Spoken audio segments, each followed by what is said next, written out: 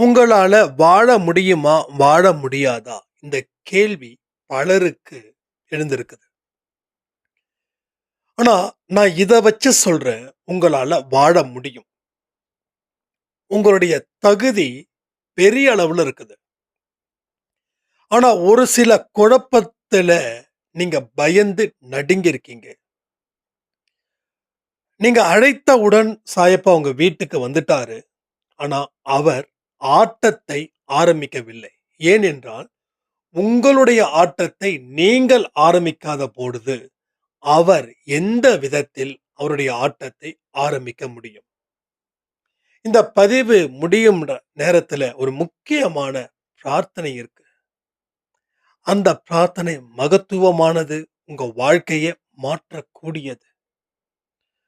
அளவற்ற சந்தோஷத்துக்கு சொந்தக்காரர்களா நீங்க இருக்கீங்க. ஆனா, இந்த புலம்பல், இந்த துன்பம், இந்த இழப்பு இத தொடர்ந்து நினைக்கும்போது, நல்லது செய்யக்கூடிய அத்தன சக்தியையும் உங்கள விட்டு விலகுது. உங்களுக்குள்ள ஒரு ஆன்ம சக்தி இருக்கு. அது இப்ப வரைக்கும் வலுப்பெறல. ஏன்னா, நாம கவலைகள அதிகரிச்சதால, அது நம்மள விட்டு விலகல. அமைதியா இருக்குது. நல்ல தூக்கம். கும்பகர்ணம் போல தூங்கிட்டு இருக்குது. அத எழுப்புனா எல்லாமே இங்க சரியாயிடும். இந்த பதிவை கேட்பதன் மூலம் நிச்சயமாக அதை உங்களால் எழுப்ப முடியும். அந்த சக்தி உங்கள் வாழ்க்கையில் மிகப்பெரிய மாற்றத்தை ஏற்படுத்தும். கரெக்ட்டா நோட் பண்ணிக்கோங்க. சிலருக்கு அக்டோபர் மாசத்துல மிகப்பெரிய திருப்புமுனை ஏற்பட போகுது. இதுவரைக்கும் தீராத ஒரு பிரச்சனை தீர்ந்து, இந்த ஜென்மத்தில கிடைக்க வேண்டிய அத்தன சந்தோஷமும் அந்த அக்டோபர் மாசத்திலே உங்களுக்கு கிடைக்கப் போகுது. இந்த பதிவு முழுமையாக உங்களுக்காக தான். தயவு செய்து கேளுங்க. சாய்ராம். என் உயிரின் உயிரானவர்களே! இனி ஒவ்வொரு நாளும் உங்களுக்கு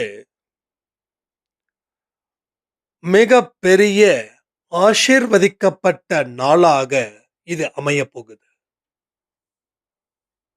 இதுவரைக்கும் நீங்க அழைத்த சாயப்பா, இனி உங்களுக்கு உங்களுடைய செயல்களின் மூலமாக அவர் வெளிப்படுத்துவார். இன்னைக்கு ஒரு பெரிய அற்புதம் நம்ம அன்பே சாய் குடும்பத்திலே நடந்தது. என்ன ஓரங்கட்டுனவங்கள நான் ஓரங்கட்டல. அத தாண்டி நான் கடவுள்கிட்ட நம்பிக்கையோட இருந்தேன். தொடர்ந்து 3 மாசம் அன்பே சாய் பதிவ முழுமையா கேட்டு நான் செயல்பட நினைச்சேன். அதன்படி செயல்பட்டேன். நான் கடவுள்கிட்ட காலம், நேரம், வரம்பு எதையுமே வைக்கல. யாரிடமும் அவ்வளவு சீக்கிரமா நான் பேசவும் இல்ல.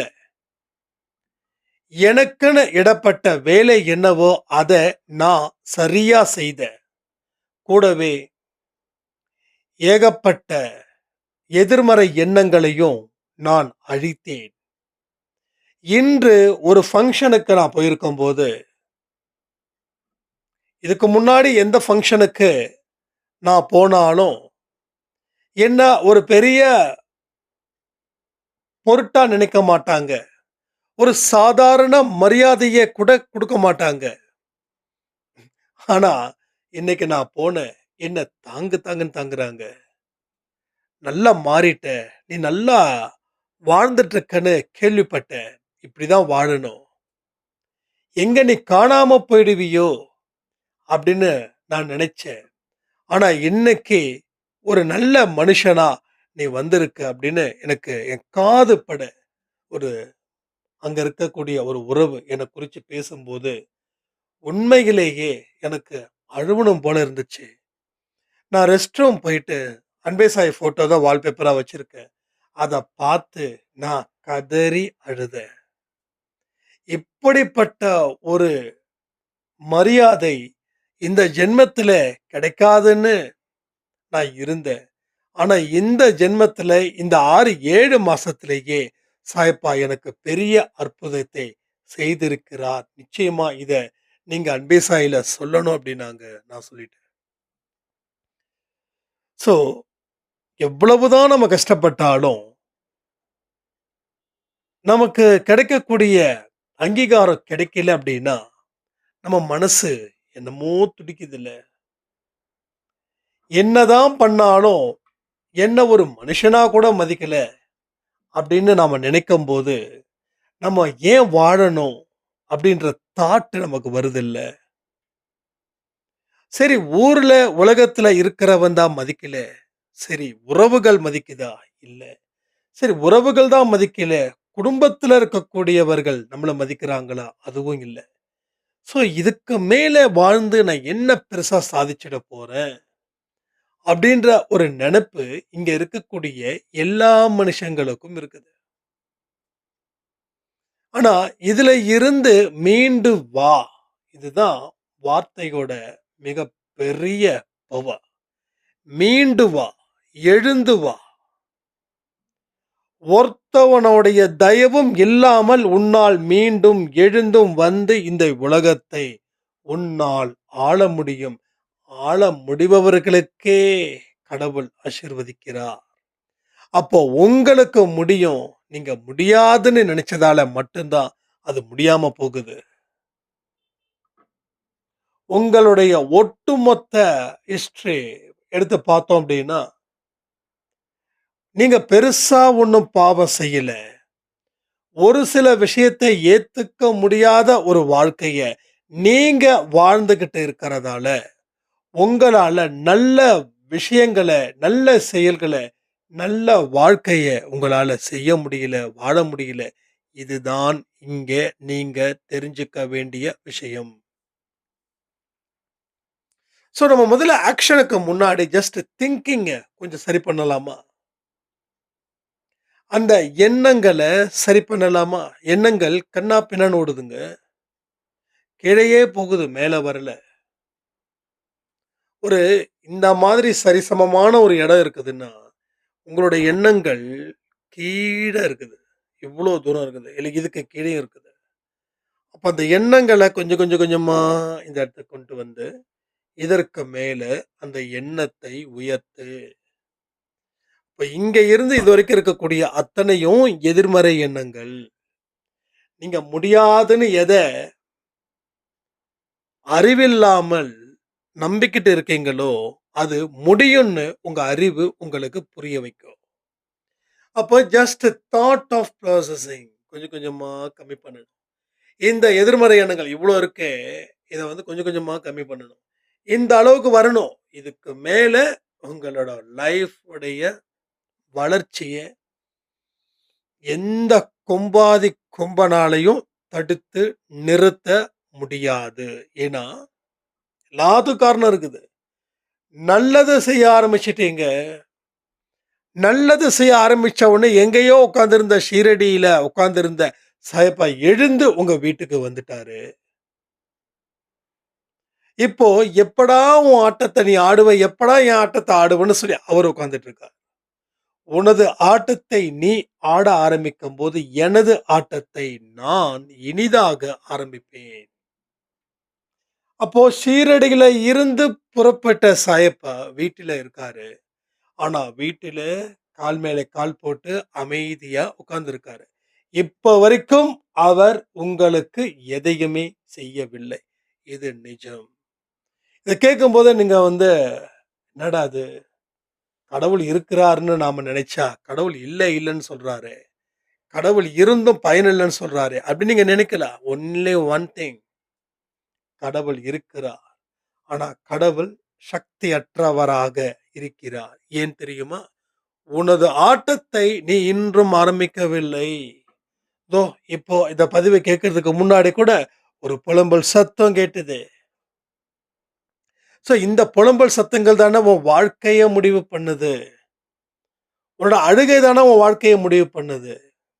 நீ இழந்தத நினைச்சதால தானே உன் வாழ்க்கை இழந்ததாகவே போகுது.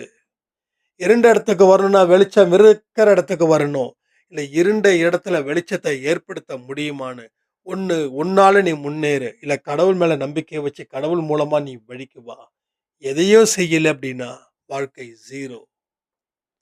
0, 0, 0. வாழ்க்கையில நெறைய பேர் சொல்லியிருப்பாங்களே, உன்னால எதையுமே சாதிக்க முடியாது. நீ வாழ்க்கையில முட்ட அப்படின்னு. முட்டை இருக்கட்டும். ஏன்னா முட்டை இருந்தா தான் அது பக்கத்துல ஒரு 0 அதாவது இந்த பக்கம் போட முடியும். அதுக்கு பக்கத்துல 1 போட முடியும். ஸோ 0க்கு பக்கத்துல 1 போட்டா 10 ஆயிடும். ஆனா 0க்கு பக்கத்துல இன்னொரு 0வையும் போட்டு, இன்னொரு 1யும் போட்டா, அதோட கெத்து வேற மாதிரி.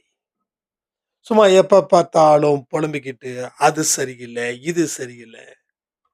வாழ்க்கையில என்ன வாழ விட மாட்டேன்றாங்க. என்ன பைத்தியம்ன்னு சொல்றாங்க. நான் மென்டல் ஸ்ட்ரெஸ்ல இருக்கேன். நான் டிப்ரஷன்ல இருக்கேன். நான் நெனைச்சது எதுவுமே நடக்கல. இந்த புலம்பல்கள் தேவையா? இந்த புலம்பல்களால உங்களால எதையுமே உருவாக்க முடியாது. ஒரு வளர்ச்சி பாதையில நம்ம பயணிக்கக்கூடியவர்களாய் இருந்தும், தோல்வி என்ற இடத்துல மட்டும் நாம இப்ப வரைக்கும், இந்த நிமிடம் வரைக்கும் நாம் வாழ்ந்து கொண்டு இருக்கிறோம் என்பதை மறக்காதீர்கள். என்னைக்கு உங்களுடைய ஆத்மா நம்பிக்கையோட செயல்பட ஆரம்பிக்குதோ, அன்று அவர் அவருடைய ஆட்டத்தை ஆரம்பிப்பார். ஸோ முதல் தகுதி ஒண்ணு இருக்குது. என்ன தெரியுமா? அவருடைய ஆசீர்வாதம். 2வது தகுதி, நீங்க உங்களுக்கு ஏற்படுத்திக்கக்கூடிய பாதை, பயணம், பலம் என்ன வேணாலும் சொல்லலாம். ஸோ இத சரி பண்ணாம வேற சரி பண்ண முடியாது. திரும்பவும் நெறைய சாய்ராம் வந்து ஆடியோ மெசேஜ் பண்றீங்க. அதுல கேட்கக்கூடிய கேள்விகள் பூஜை, பூஜை, பூஜை என்ன பூஜை பண்ணணும்? நீ எந்த பூஜையும் பண்ண வேண்டாம்ப்பா. எதுவுமே பண்ண வேண்டாம். உனக்குள்ள ஒரு சக்தி இருக்குதுன்னு நம்பு. அந்த சக்திய வழிநடத்த நீ தயாரா இரு. நீ தயாரா இருந்தா தான் உனக்குள்ள இருக்கக்கூடிய சக்தி உன்னை வழிநடத்தும். இல்லை என்றால், எவ்வளவு பெரிய ஒரு வெற்றிய உனக்கு முன்னாடி வச்சாலும், அது வெற்றியா வராம, அது உனக்கு சாபமாக மாறும். சாபத்தின் அடையாளமாக, துக்கத்தின் அடையாளமாக இருக்க விருப்பமா? இல்லை.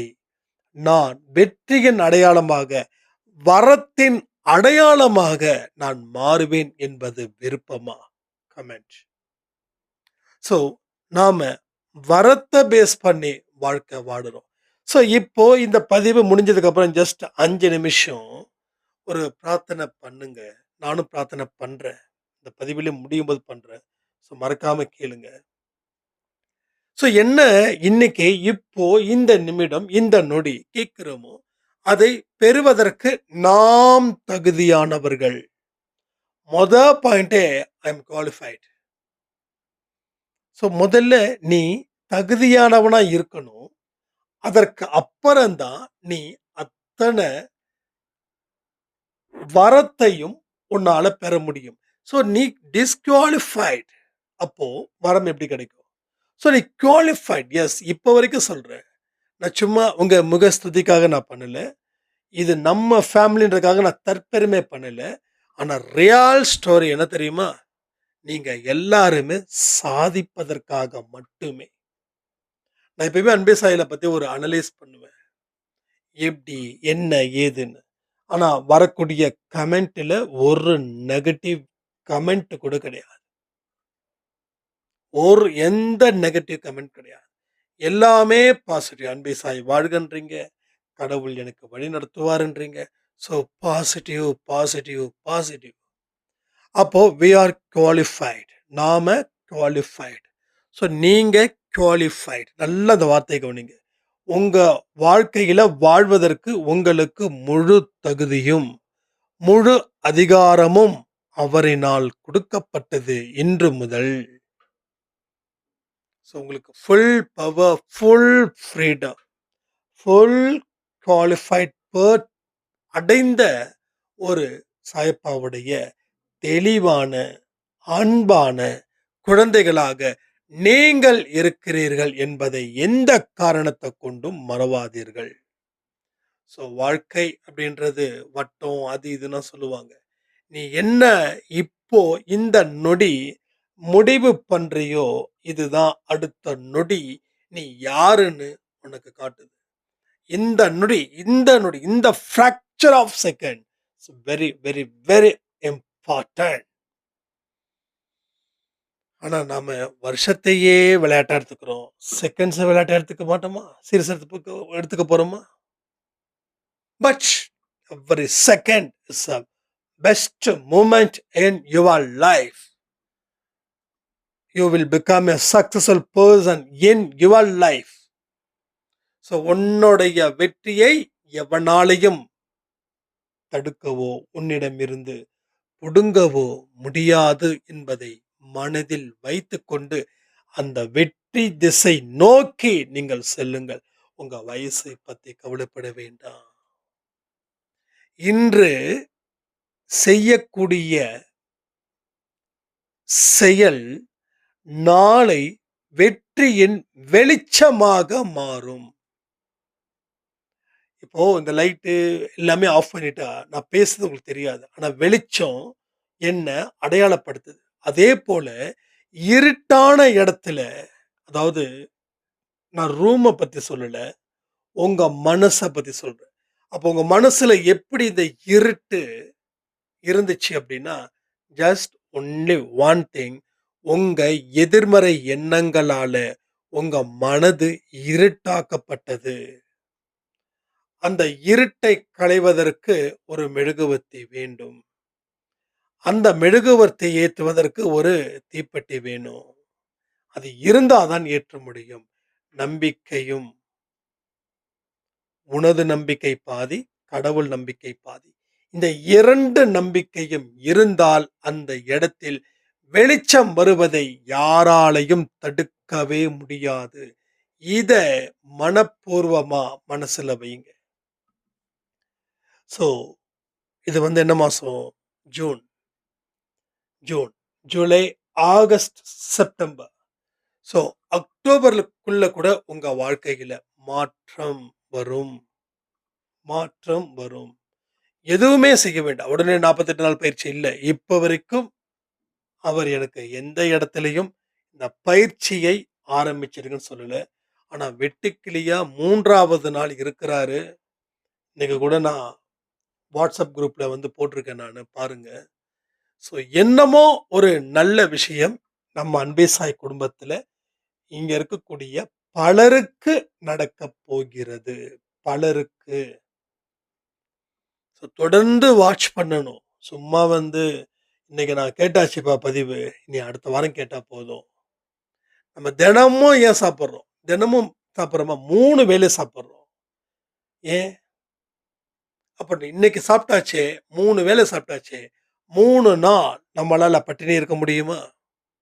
அப்போ அன்னைக்கு சாப்பிடுறது அன்னைக்கு. அப்ப அன்னைக்கு கேட்கிற பதிவு, அன்னையோட செயல்திறனை மாற்றுவதற்கு. சும்மா 1ஆம் தேதி கேட்டு, 7ஆம் தேதி கேட்டு, மறுபடியும் 10ஆம் தேதி கேட்டு, மறுபடியும் 20ஆம் தேதி கேட்டு, இந்த மாதிரி இன்டர்வல்ஸ் நீங்க விட்டீங்க அப்படின்னா, என்னால அஷ்யூர் பண்ண முடியாது. உங்க லைஃப் நல்லா பிரைட்டா இருக்கும் என்று. ஒருவேளை இந்த ஸ்பீச்ச விட இன்னும் சிறந்த ஸ்பீச்சுகள கேட்டு நீங்க வாழ்க்கைய மாத்துனீங்கன்னா, வெல் அண்ட் குட். அதாவது திரும்பவும் சொல்றேன். இந்த ஸ்பீச்ச தான் கேட்கணும்லாம் சொல்லல. இத தாண்டி இன்னும் எத்தனையோ மேதாவிகள் பேச்சு, தத்துவ ஞானிகள் பேச்செல்லாம் இருக்கு. அத நீங்க கேட்டு வாழ்க்கையில செயல்படுத்துங்க. ஓகே. பட் இதுக்கு கீழ இறங்கிட வேண்டாம். அன்பை சாய்க்கு கீழ இறங்கிட வேண்டாம். ஒண்ணு இத கேளுங்க. இல்ல இதுக்கு மேல இருக்கக்கூடிய தத்துவ ஞானிகள் சொன்னதை கேளுங்கள், படியுங்கள். ஸோ அப்பதான் நாம ஒரு ஸ்ட்ராங்கான ஒரு மனுஷனா வாழ முடியும். தினமும் இந்த படிப்பு மிக அவசியம். அதெல்லாம் இருந்தா தான் நவம்பர்ல சாரி அக்டோபர்ல உங்களால ஒரு பெரிய ஒரு வாழ்க்கையை வாழ முடியும். பெரிய ஒரு வசந்தத்தை ஏற்படுத்த முடியும். ஓகேங்களா? அதனால எப்பொழுதும் தெளிவான மனநிலையில இருங்க. ஒரு சின்ன பிரார்த்தனை செய்திடுவோமா? என் அன்பு சாயப்பாவிற்கு நன்றி. நீங்க சொல்லியிருக்கீங்க அக்டோபர் மாசத்துல எங்க வாழ்க்கை மாறும் என்று. அதை சொன்னதற்காகவும், எனது காதுகள் கேட்பதற்காகவும் நன்றி. நாங்கள் தகுதியானவர்களா, தகுதியற்றவர்களா என்று நினைத்து ஏங்கி இந்த வாழ்க்கையை வாழ முடியாத சூழ்நிலையில் நாங்கள் தத்தளித்துக் கொண்டிருக்கிறோமே என்று நினைக்கும்போது, ஒரு சரியான நேரத்தில் எங்களுக்காக, "நீ தகுதியானவர்தான். உனக்கு தேவையான அத்தனையும் இன்னும் 2, 3 மாதத்தில் கிடைக்கப் போகுது" என்ற வார்த்தைக்காக நன்றி.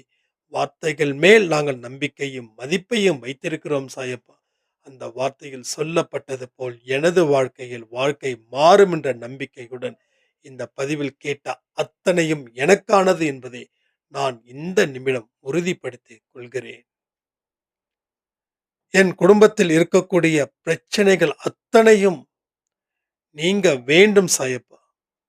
என்னுடைய குடும்பத்தில் இருக்கக்கூடிய தனிப்பட்ட முறையில் இருக்கக்கூடிய ஒவ்வொரு பிரச்சனைகளையும் நீர் எங்கள் தலையின் மேல் கை வைத்து ஆசீர்வாதம் செய்வதாக நாங்கள் உணர்கிறோம். எங்கள் கணவன், மனைவி, குழந்தைகள் அவர்கள் தீய பழக்கவழக்கத்தில் இருந்தாலும், அவர்களை காப்பாற்ற வேண்டிய பொறுப்பு உங்களது. என்னுடைய தகப்பனாயிருந்து நீர் எங்கள் குடும்பத்தை ஆசீர்வாதம் செய்ய வேண்டும். நாங்கள் பட்ட கஷ்டங்கள் சொல்ல முடியாத அளவில இருக்கிறது. எங்களை நீரே வழிநடத்தக்கூடிய தெய்வமாக இருந்து, எங்கள் வாழ்க்கைக்கு தேவையான அத்தனை நல்ல விஷயங்களையும் நீர் செய்து கொடுப்பதற்காக நன்றி. நாங்கள் செய்த பாவத்தை மன்னித்து விடுங்கள். இனி நாங்கள் எப்பொழுதும் என்றும் உன்னுடைய குழந்தைகளாக இருந்து, உங்களுடைய வரவு எதிர்நோக்கி காத்துட்டு இருக்கக்கூடிய மக்களாக நாங்கள் இருக்கிறோம். இந்த அன்பேசாய் குடும்பத்தில் யார் என்னென்ன கேட்கிறாங்களோ, அத்தனையும் செய்து தருவதற்காக நன்றி. நாங்கள் ஏதாவது தவறுகள் செய்திருந்தால் எங்களை மன்னித்து விட்டு, எங்கள் வாழ்க்கையை நீங்கள் புனிதப்படுத்துங்கள். ஸோ இந்த நிமிடத்தில் எங்களுடைய பிரார்த்தனை கேட்பதற்காக நன்றி, நன்றி, நன்றி.